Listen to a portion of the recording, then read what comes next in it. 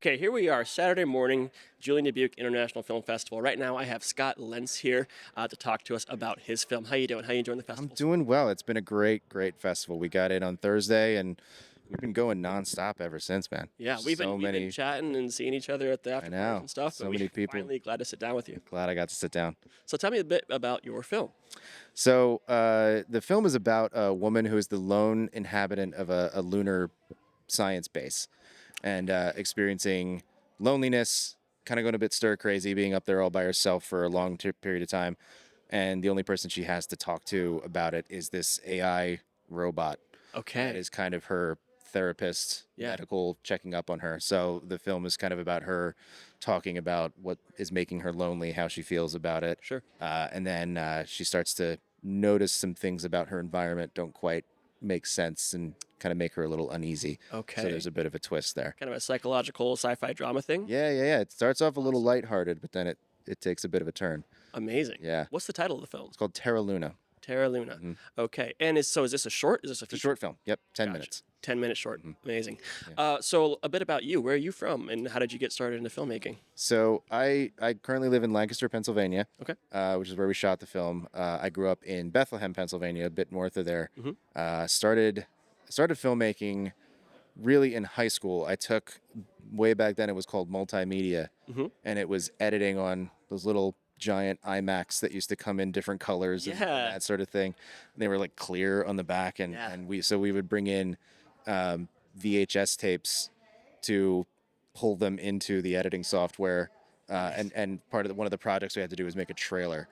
So I made a trailer for the Matthew Broderick Godzilla movie. Oh yeah. So it was really kind of a fun thing, and I just really liked editing. Yeah. So I got super into editing and bought some cheaper software to just keep trying to do stuff. So and I always loved movies, but never really considered it as a career path until Sure. a while later, and I started to see behind the scenes featurettes on DVDs. Yes. So I would buy DVDs specifically, not to even really watch the movie, but just to watch behind the scenes, To learn. listen to like the director commentary and just learn all that kind of stuff. And I just really nerded out over it. So I would just try to film stuff with my friends, Yeah. just to give myself something to edit and something to play around with. That's so cool. So got into kind of directing as that, Yep. just to like give myself something to work with and something to edit Yeah. on the back end.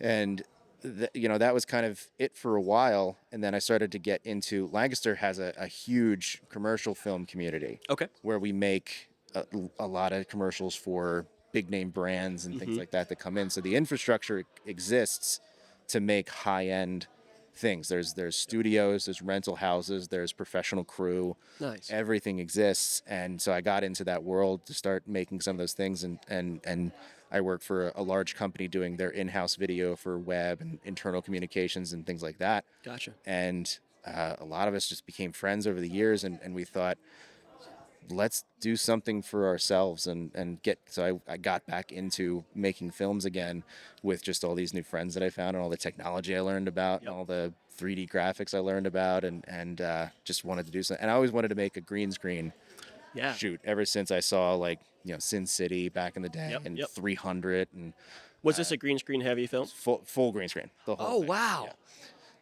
We shot it in a studio called Triode, which is also a rental house out in Lancaster. Gotcha.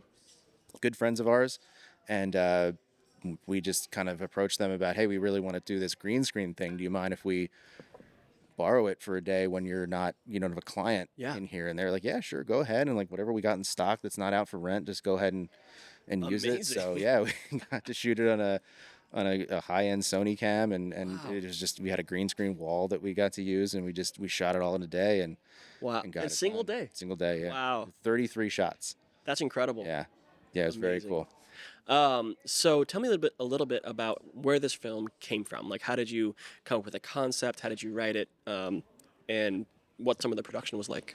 It kind of started with the technology. Like we knew we wanted to do something. I talked to Dan Giulio, who's the cinematographer.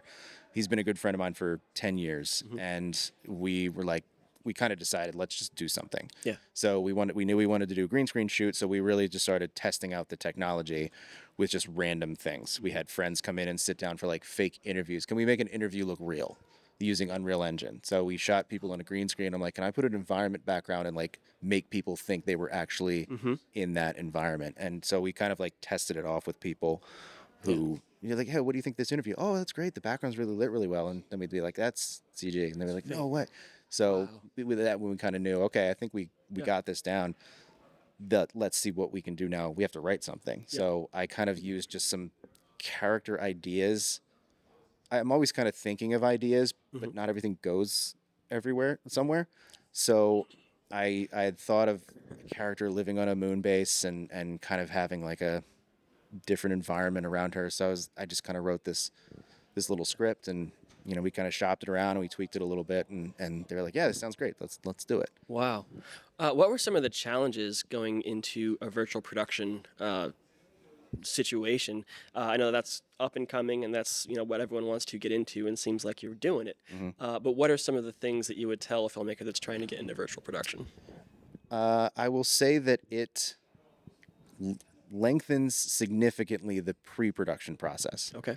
And we have said before, like there is the pre-production was longer than post-production. Gotcha. Because we built the environment before we shot.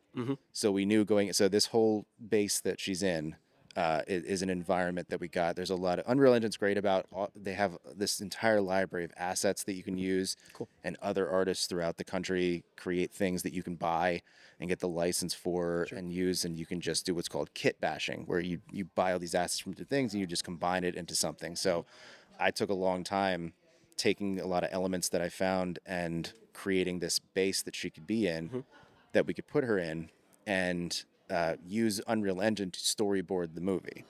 So it was really like when we actually filmed it, it was kind of the second time I had made it. Right, just executing on the movements that you've created.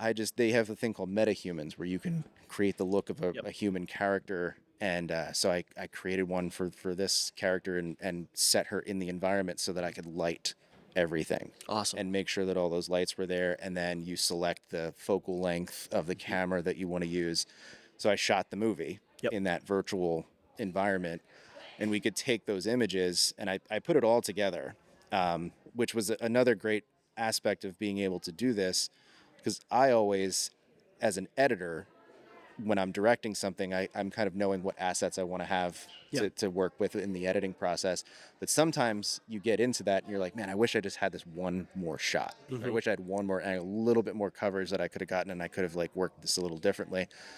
So I got to see that in the pre-production, and then, and now I'm going to add a couple things in there. So I had a version of it with all this dummy character in there, so we could bring that on set with us and do a live key and bring our actress into that environment and make sure we had the lighting. So every time we did a shot, we had it written down, okay, this is the focal length I want to use, this is the angle I want to use, and just make sure the lighting, and then we moved to the next one, and we just kind of twisted the thing a little bit, moved the lights a little bit, so we just kind of be conscious of like where the light was on this environment as we're moving her around to fit like the angle that we want to shoot at. Gotcha. Did you do like cam tracking, any movement shots? Did you have like dollies or sliders? That was the one thing we decided that was like the limit of our challenge. Sure. So we're like, we would have loved to, and a lot of people had said like I added some camera movement in post.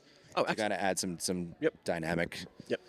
To it. But that studio we shot at owns a robot camera that you can export the data into Unreal Engine to do the camera tracking for you, that we'd wanted to use, but it wasn't built on the day. Okay. So we didn't get to. Sure. So we had thought of a couple we could try to use with that. We just didn't get to do. So that would be a fun challenge for the next time. Yeah, I just figured, I was like, we're already kind of pushing the limits enough on our skills. Let's not overdo it on this run. But that's so cool that you're like, we have the technology, let's use it for something and just get some reps in a short film. And it didn't, like I said, I wanted to do this for a long time, and it wasn't accessible for a long time. You had to be, in Hollywood, be able to do that kind of thing. Like Unreal Engine didn't exist for a very long time for filmmaking. So just the fact that once I learned that it was possible to do it, I was like, I have to try. Yeah. Awesome. Well, how are you liking the festival so far out here in Iowa? Festival's been amazing. This is the first time out here. just the interactions you get to have with all the filmmakers around here, having that lounge over there and getting to eat Cool. breakfast, lunch, and dinner with everybody, and different people coming to your table and, oh, what film are you with? Oh, I'm with this film, and come to my screening. Yeah, I'll go to your screening, and just kind of go and Yeah. meet people. So you're seeing people, so I've seen you several times since Several we got times, here, yeah. and other people, and so you get to like, you don't just meet them one time and then that's it. Sure. At some film festival, and some it's just like people just go to the screening, Yeah. do their Q&A and leave, Yep. and that's it. But just to have people staying at the hotel and staying around town and getting to see them several times throughout over the few days, Yeah. that's what you want out of a film festival, to Yeah. walk out with some new friends. Yep. Likewise, I feel the same way. So what is next for Terra Luna? So we're kind of in the middle of our festival run. I started submitting kind of midway through the season, so I missed out on a few that I have to wait to come back around. But we've done a festival in Lancaster called Red Rose. Okay. And then we've screened it in Ocean City, Maryland. It screened in Vegas yesterday. Gotcha. We didn't get to go to that one because we came here, and I just found out on the drive out here it got into the Indie Shorts Award in Cannes. Oh, amazing. So that's going to be an online festival that's going to be in June. Nice. And then if it moves on, there's a live screening. So there's some other ones that we're still kind of waiting on. So I'm still waiting to hear back from about 15 or so Sure. festivals. So we're we're just kind of waiting to see at this point. Yeah. And then, so what's next for you? We are one of the producers on this film, Ryan Shank, really wants to get back into acting. Okay. And he wants to do a horror thriller kind of thing. So he threw out some ideas while we were going through post-production on this. He immediately was like, yeah, we got to do something like this. So he threw out some ideas and we kind of workshopped it and made it into a little film. So we're ready to shoot principal photography on that in June. Is this going to be a virtual production as well? No, this is going to be all practical. Nice. He has his house is technically two ranch houses connected Okay. by this really long hallway. So it's Oh, wow. very dark on the other end of it. So it's about Perfect. not knowing what's on the other end of that hallway. So it's Oh, kind of got wild. this creepy aspect to it. I'm not trying to make it like a slasher. I'm just trying to freak you out Yeah. with like sound and stuff like that. That's So the yeah, best. we're having fun on that. So hopefully, if I can because we had so much fun here, I'm hoping to like do the editing on that really fast so that I get can it submit submitted by it July, for yeah. 2026 for Dubuque. So Hell yeah. hopefully I can get that Yeah. done. Well, I would love to see you again next year, man. Absolutely. And Likewise. all these films. You're sound local? great. We're here in Iowa. Yeah, we're Yeah, yeah. about an hour and a half south of here. Nice. Yeah. So how can people follow the film after the festival run? How can they access it? How can they see this film? We're on Instagram. It's probably easier to find my Instagram, Lens Film. Okay. And then I share a lot of posts from the movies Instagram, which is Terra Luna short film with little spaces in between. So, Okay. we post all of our, where we're going to be screening and what times if you want to go to those things. So that's the best place. Awesome. Yeah. Scott Lance, thank you so much for coming out to the festival. I'm excited to see your film. And Thank you. Yeah, enjoy the rest of the time, man. Thank you so much. Appreciate you. Thank you.